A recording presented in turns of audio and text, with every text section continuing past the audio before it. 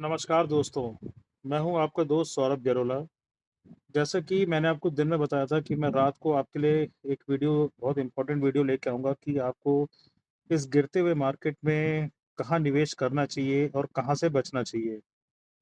देखिए, कुछ ऐसे सेक्टर्स हैं जो इस टाइम पॉज़िटिव में हैं और कुछ नेगेटिव में हैं। मैक्सिमम सेक्टर नेगेटिव में ही हैं। सबसे ज़्यादा जो असर पड़ा है वो पड़ रहा है उड़ानों पे।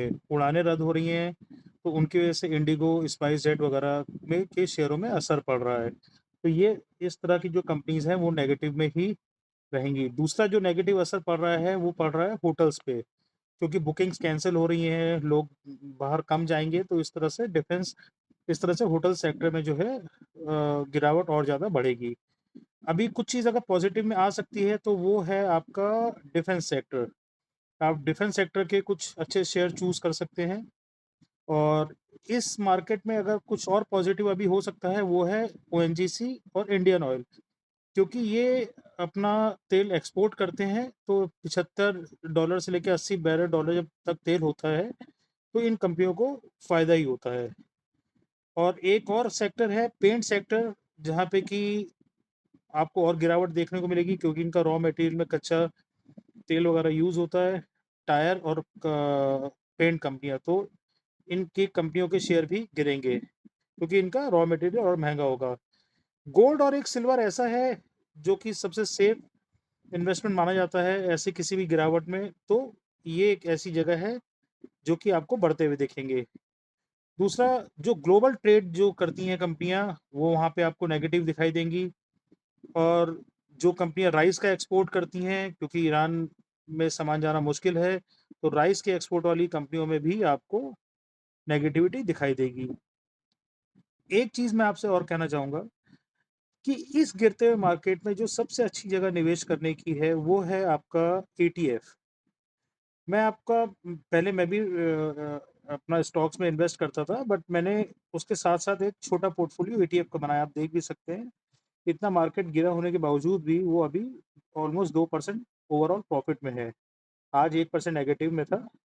ईटीएफ कभी भी ज़ीरो नहीं हो सकता। नए ट्रेडर्स के लिए या जिनको कि कौन-सी कंपनी लेनी है, कौन-सी कंपनी नहीं लेनी है, जिनको भी फंडामेंटल्स देखने नहीं आते, उनके लिए ईटीएफ बेस्ट है इन्वेस्ट करने के लिए।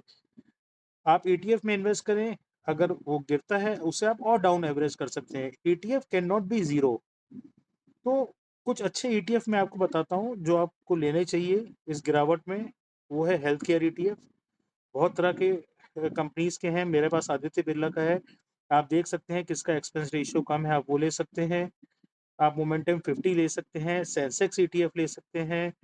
इस तरह के बहुत सारी small cap, mid cap ETF, FMCG ETF, आप देख सकते हैं मेरी लिस्ट को। मैं आपको स्क्रॉल कर रहा हूँ, तो आपको पता चल जाएगा मेरे पास कौन-कौन सी ईटीएफ हैं, आप इसका स्क्रीनशॉट भी लेके रख सकते हैं।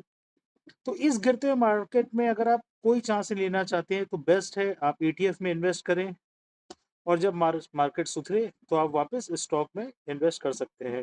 अगर आप मार्केट के लिए नए हैं, कोई भी जोखिम ना उठाएँ आप इस गिरते हुए मार्केट में, आप इस गिरते हुए मार्केट में फँस सकते हैं।